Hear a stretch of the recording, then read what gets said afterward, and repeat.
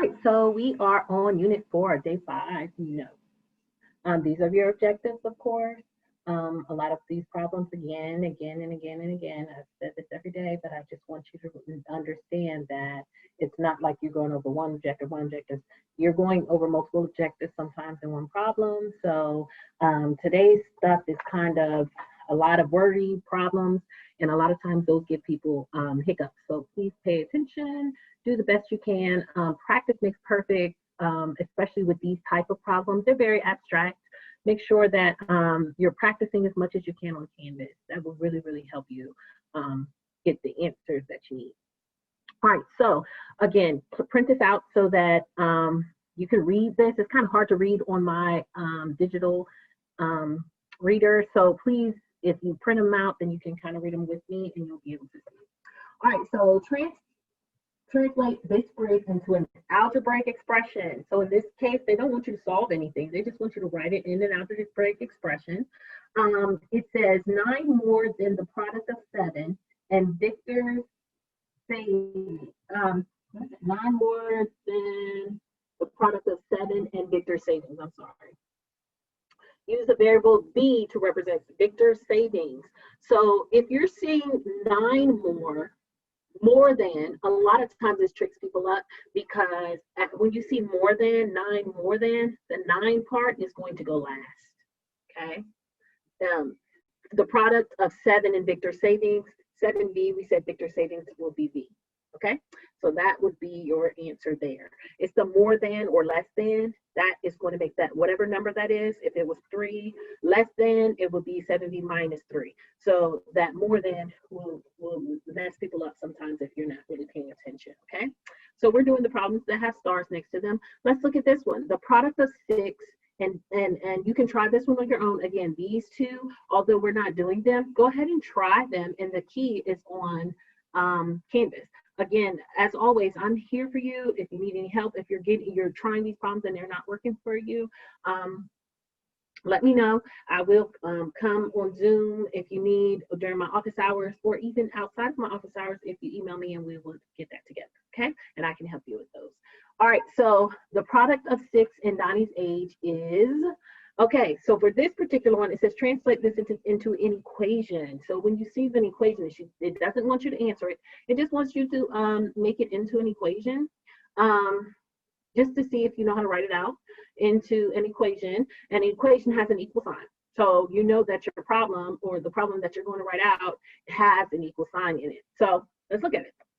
The product of 6 and Donnie's age is, that's when you know you're probably going to have that equal sign right there, 114. Use the variable D to represent Donnie's age. So the product of 6, product we know is multiplication, 6 and Donnie's age, 6D, is equals 114, okay? And I wanted to warn you that this section gets very, very tedious, and it's a lot of word problems. So you have to make sure that you understand what they're asking you for. That's why it starts out kind of like that. All right, let's move on to the next page. Translate the sentence into an equation. For more than, and we already talked about this before, more than, less than, okay? We know that the for, you should know, is going to go after the plus in this particular situation. The quotient, which is division, of a number and 8 equals 6. This is going to be an equation, okay? So the quotient of a number and 8, and the variable, it says use B. So B is the number, and 8 is going to be B over 8, okay? And then for more than that, more than is always going to be after the situation. So B over 8 plus 4 equals 6. And they just want you to write the equation, okay? We're not solving it at this point. All right. So although this does not have a star next to it, so we're not going to actually do it, I want you to pay attention to the fact that it says less than. So the 9 less than, you know that that is going to come last when you try that, okay? Make sure you pay attention and look at the key, see if you get it correct if you try it. All right, so now here, Ashley is saving money to buy a game. So far, she has saved $12, okay? Which is 2/3 of the total cost of the game. How much does the game cost? All right, so we know that she saved $12. That's great. So $12 is how much she saved. $12 is actually equal to, it says 2/3 of the total. So 2/3, and we don't know what the total is. I'm going to put X. Usually what you're going to do is you're going to put letters where for your unknown values. And they always talk about how letters are in math.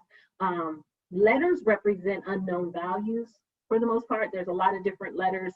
We have the Y and the X axis and things of that nature. Those kind of represent something different. But the variables represent unknowns.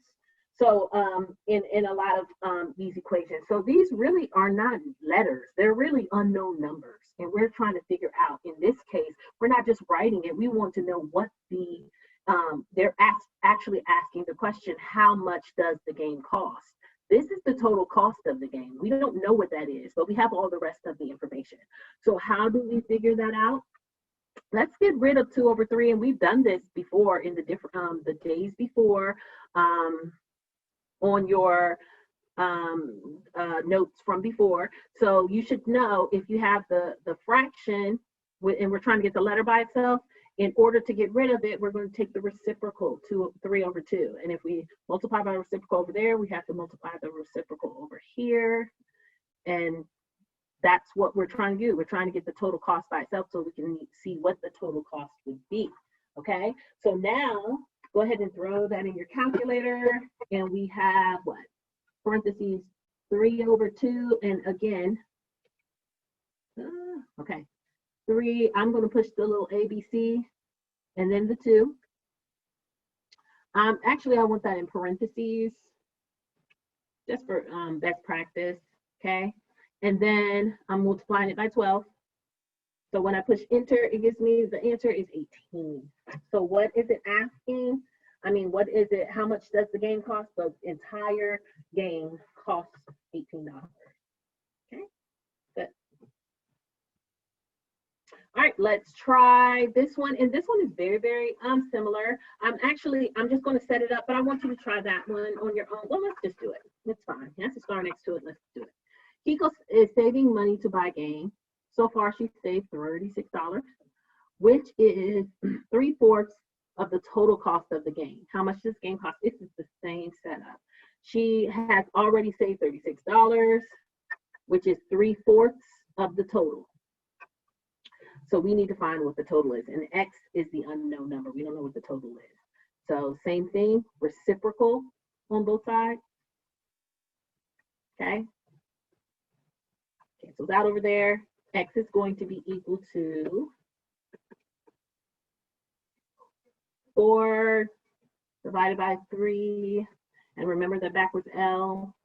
Okay. We're pushing this button here right over sign, pushing that button because if the answer comes out to be a fraction, we'd like it to be a fraction. Although in this case, no, we really don't. If it came out to be a decimal, we actually want the decimal. Okay, so I guess for this particular one, we want the decimal because then that's how much money it costs. So if it costs $2.30, we want to see that. All right, so I'm just going to put 4 divided by 3 just the regular way, and then multiply that by 36. We actually don't get a decimal, we get 48. So your answer is $48. That's how much the total game costs. Got it? All right, let's move on to the next page of our notes. And again, it's hard to read, but you can read it if you print it out or have it up kind of like in 2 screens, it's fine. A total of 399. Oh, we're not even doing this one. Look, no star, sorry. Let's go down here to the one with the star, okay? A garden table and a bench cost $939 combined. The garden table costs $39 more than the bench. What is the cost of the bench? Okay, so we know the total cost is $939, And it doesn't tell us what the bench is. So I'm going to say the bench is something, is X. We don't know. Again, we're making it something, we're making it, since we don't know, we're putting a variable there. And it says the garden table costs $39 more than the bench. Hold on, the dog is barking, sorry. Okay, so let's continue on. The bench is X. Now, we want to know now also what the table costs. Okay, so we don't know what the bench is, but we know that the table is 39 more than, and we already recognize that whatever the bench costs plus 39 is going to be what the table costs. But it does give you the total cost of both there. So basically, if we add the bench, which we don't know, plus the table, we should get the total cost, which is $939. Okay, so let's combine like terms. If it's on the same side of the equal sign, we can combine like terms. X plus X is 2X plus 39 equals 939. Subtract 39. By now, this should be pretty straightforward. Okay. So then we are going to get 930, sorry. 939 minus 39 is 900. And then divide by 2 there. Your X value is going to be equal to 450. All right. So what does X represent? Is that, are we finished in this case? Okay. I think, yes, we are. Because now we know that the bench is $450. If we needed to know what the table was, we'd have to put 450 in place of X and add 39 to give you what the table is. But they didn't ask you for the table. They said, what is the cost of the bench? The bench is $450. Okay, we got it through math. All right, so let's move on to the second one. And again, these are sometimes abstract, so you gotta kind of pay attention, and practice makes perfect in these situations. All right, so Carmen received a $70 gift card for a coffee store, $70 gift card. She used it in buying some coffee that cost $8.13 per pound.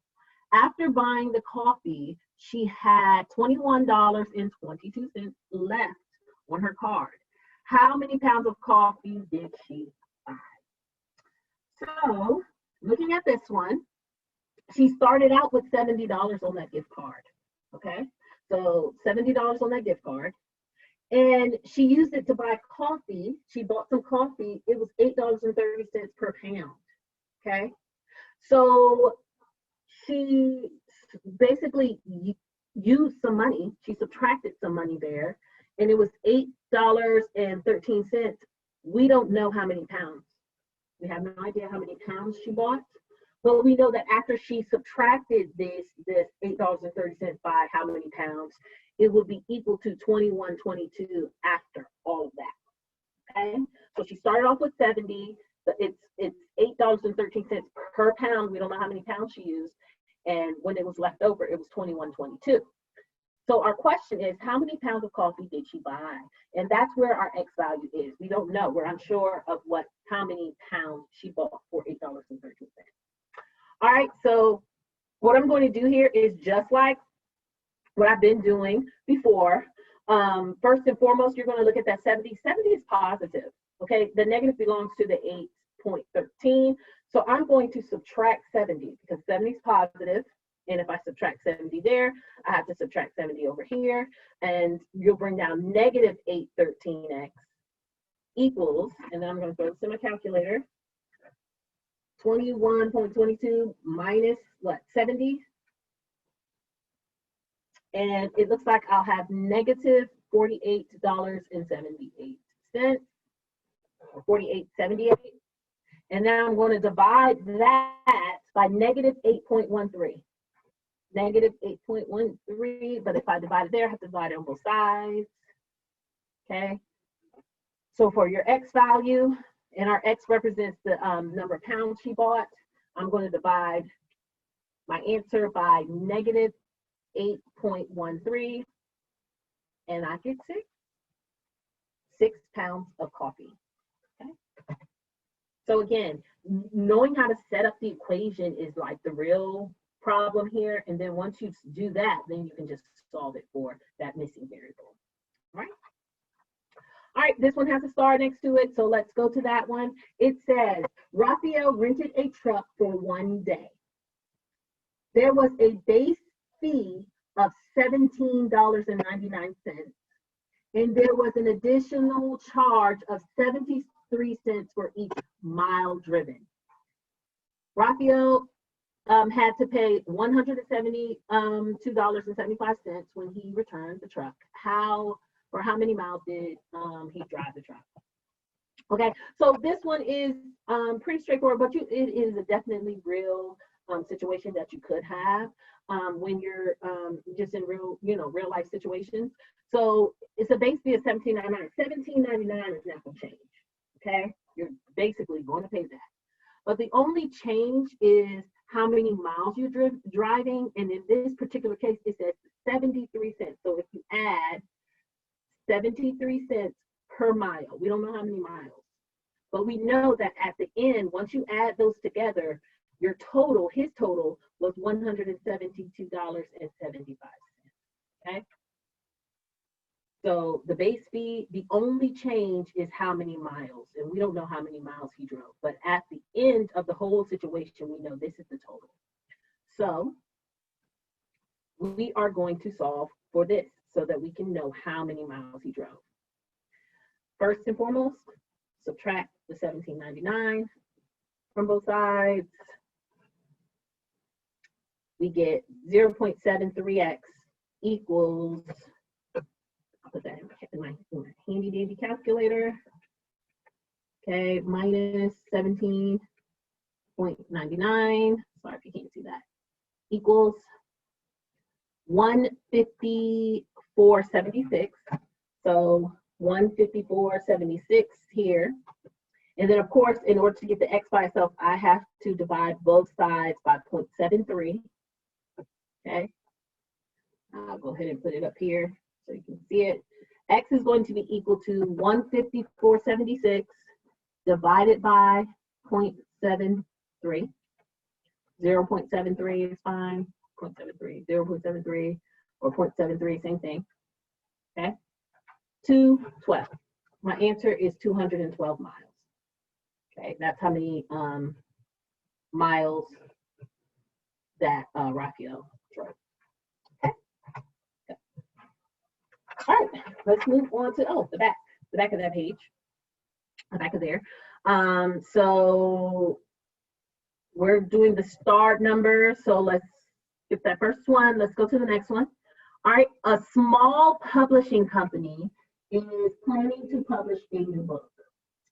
The production costs will include one-time fixed costs such as editing and variable costs such as printing, and a variable cost such as printing. The one-time fixed cost will total $35,412. Okay, can't read that, but that's what that is. $35,412. The variable cost will be $10.50 per book. And that's important, I can already tell, because per book, meaning how many books that person going to sell, okay? The publisher will sell the finished product to a bookstore for a price of $23.50 per book. How many books must the publisher produce and sell so that the production cost will equal, okay, the money from the sales? So basically in this one, X is going to represent the number of books because we don't know the number of books. So this is our variable. This is our variable. In this particular situation, production, and it says has to equal sales. Okay? Production costs will equal the money from the sales. So at what point is the production equal to the sales? That's what we need to figure out. So that's what we're basically trying to do here, okay? So I know that for the production situation, it says you're going to have a one-time fixed cost of $35,412, okay? And the variable cost would be $10.50 per book, okay? The publisher will sell, so the sales, the finishing product for 23, so it has to equal 23.50 per book, all right? So this is the production, and these sales have to be equal to one another. That's why I set them equal to one another. So we need to figure out when they're equal. So now that we have the equation, we can solve for it. Now this X is on the other side of the equal sign, so we're going to have to try to get them together. And of course, earlier I always put it this way, but since this little extra one is by itself, I'm going to move the X on the same side the other way. So I'm going to subtract 1050X from both sides, just so that I can leave this number alone. Okay, and in my calculator, I'm just going to put what, 2350 minus 1050 and get my answer as 13x. And now, of course, it's like a simpler problem. The harder part is setting it up. So now I can just divide both sides by 13.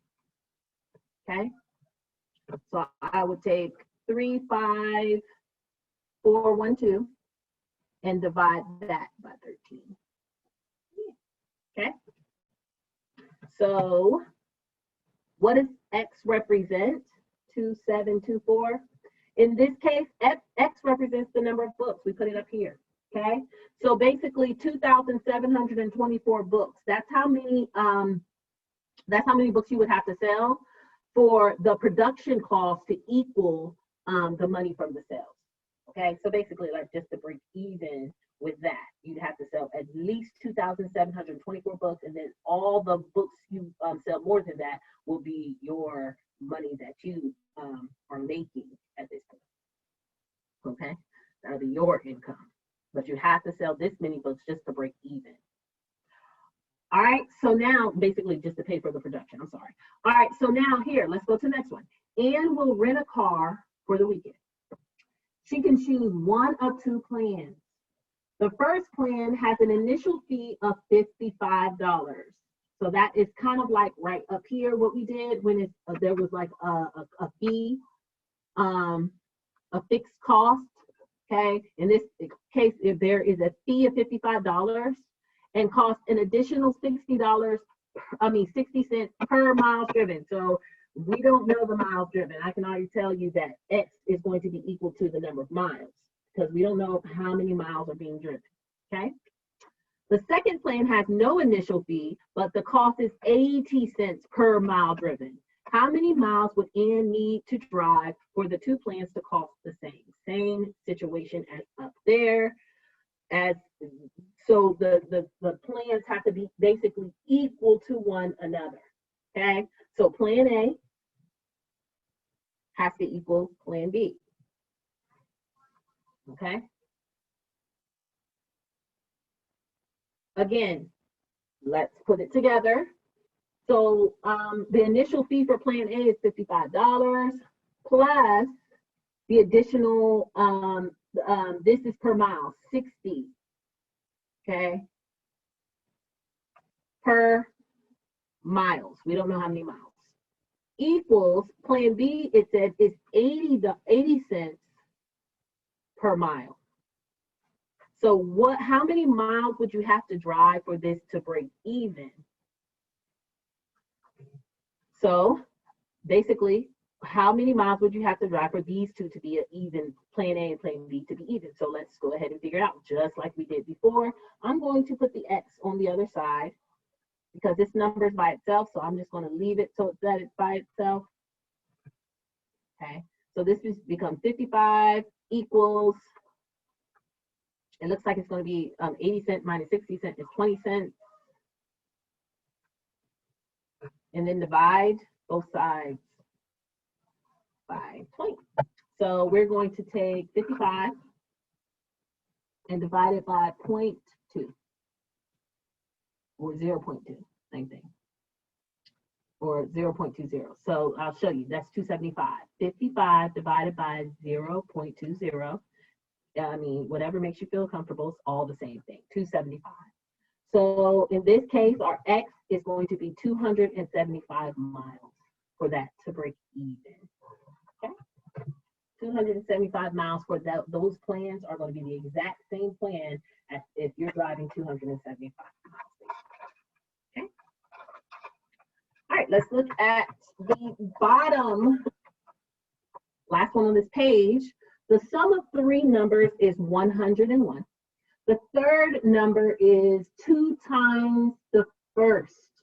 The second number is 9 more than the first. What are the three numbers? What are all the numbers? So let's see. We don't know what number one, the first number is, the second number, or the third number. We don't know any of those numbers, okay? It doesn't even talk about the first number. It says the third number is this, the second number is this, what are the numbers? So in this place, I'm just going to say, I don't know what the first number is. It's just that. For the third number, I know it's 2 times the first number. So it's going to be, the third number is 2 times X, okay? I don't know what the first number is, but I know that the third number is 2 times that first number. And then for the second number, 9 more than. More than I know it's going to go. The plus is going to go before the 9, and then the first number, which is X. So that is my second number. It does tell us at the beginning that the sum of the numbers is 101. So if I add, sum is addition, okay? So if I add the first number plus the second number plus the third number, I should get 101 as my answer, okay? So now, with all these that are on the same side of the equal sign, I'm going to combine like terms. Sorry, I don't know why I just circled the X, okay? So 1X plus 1X is 2X, plus 2X is 4X. So 1 plus 1 plus 2 is 4X plus 9. I'm just bringing that 9 down, equals 101. We should be able to solve this in our sleep at this point, okay? So 101 minus 9. I got 92. And then 4X there, and then I'm going to divide by 4. And I got 23. So my X value here is 23. That is not what they're asking you for. They are asking you, this is a part of the answer, but it's not all the answer. It says, what are the numbers? So the first number, I know is 23. 23 is my first number. Now to find the second number, I just have to replace this first number and add 9 to it. So 23 plus 9 is going to be my second number, okay? So my second number is what, 32. And then it says my third number is 2 times that first number. So 2 times X, or 2 times 23, is going to be my third number, and that will be 46. So you have to remember what they're asking you for. Can't stop until you're done. In this case, yes, we got the first one, but we had to get the second and third one from that first one. Okay, good. All right, let's go to this last page. Okay, and here we are. Okay, it says Rita, Carlos, and Ali sent a total of 93 text messages. So they sent a total of 93 text messages during the weekend. All sent 2 times as many messages. I mean, Ali, I can barely read it. Ali sent 2 times as many messages as Carlos. Rita sent 7 fewer messages than Carlos. How many messages did he send? This is very, very, very similar to the one we just did. Okay. Again, so we have Rita. First and foremost, who did they talk about? They talked about Ali, they talked about Rita, but they didn't talk about Carlos. Carlos, we don't know what his is, okay? And they compared Rita and Ali to Carlos. So we have Ali, and then we have Rita, okay? Ali sent 2 times as many messages as Carlos. So Carlos is X, Ali sent 2 times as many, 2X. Rita sent 7 fewer messages, okay? So however many Carlos sent, Rita, you have to subtract 7 from that, okay? She sent 7 fewer than Carlos. How many messages did they send altogether? It did tell you the total is 93, so it's the same thing. X plus 2X plus X minus 7 equals 93, okay? They're all on the same side. We're going to combine like terms. 1X plus 2X plus 1X is 4X minus 7 equals the total number of texts they sent. So I'm adding 7. 4X equals, it looks like 100. And I'm dividing by 4. Okay. Dividing by 4. X, in this case, it looks like it's going to be 25. Okay. So that is how many messages, what? Carlos sent. It is not how many messages everybody sent. That's just not your answer. That's just how many messages Carlos sent. Okay. So now we have Carlos is 25. How many messages Ali sent? 2 times as many as Carlos. So that's going to be what? 2 times 25, which is 50. And Rita sent what? 7 messages less than what Carlos sent. Okay. So Carlos sent 25. 25 minus 7 is 18. So this is our answer because they want to know how many messages did they each send. So this will tell you the answer of how much all of them sent, not just that. All right, let's get down to the last one. Again, try this one. This one is very, very similar to the one that we did with Raphael, I want to say. Let me see, let me look back. Yeah, this one is very, very similar to the one we did with Raphael, I believe. Okay, so make sure that you look at that one. Let's look back at this. Let's look at this last one, or maybe these two are alike. We'll see.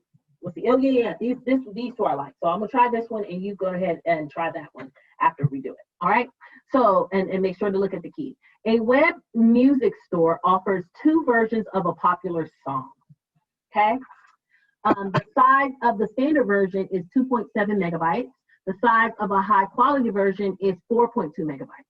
Yesterday, there were 1,240 downloads of the song for a total download of 4,053.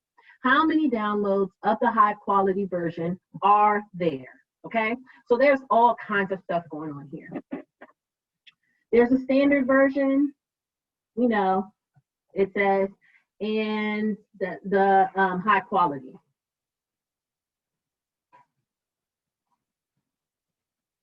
And follow the same way in order to do this problem as well, okay? So the standard version is 2.7 megabytes.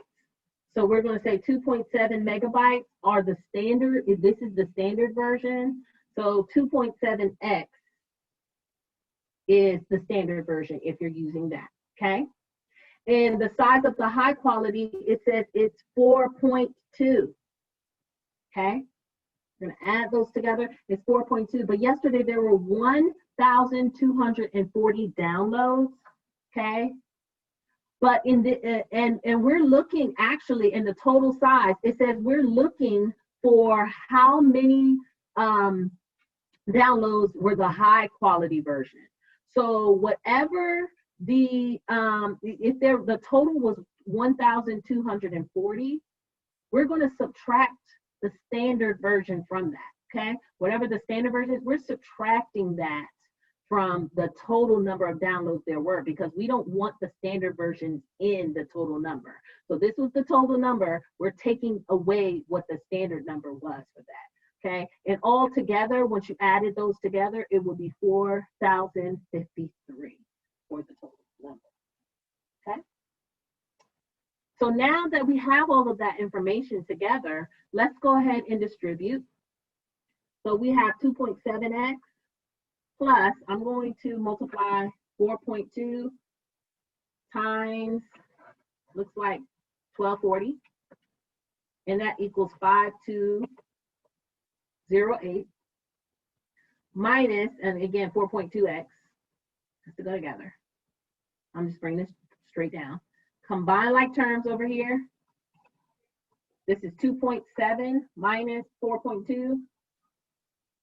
Okay, 4.2. And that's what happens when you combine the like terms. So this becomes negative 1.5x plus 5208 equals 4053. Subtract 5,208 from both sides. We get negative 1.5x equals, and then if I subtract 4,053 minus 5,208, I will get negative 1,155, and I'm going to divide that by negative 1.5. Okay, and that was going to equal to negative 1.5, 770. Okay, so let's see what it's asking you for. How many downloads of the high quality version were there? So in this case, what does X represent? What did we say X represented? X represented the standard, okay? X represented the standard. We want to know how many downloads of the high quality version were there. High quality is what we want to recognize. So in order to do that, we have to take the standard, which is 770, and subtract it from the downloads. There were 1,240 downloads of the song. We're subtracting the 770 from that, and that will give us the high quality. So 1240 minus 770, and that's 470. Okay, so there were 470 of the high quality. Okay. Okay. So that is for day 6 notes. And again, practice, practice, practice on that. These are not easy.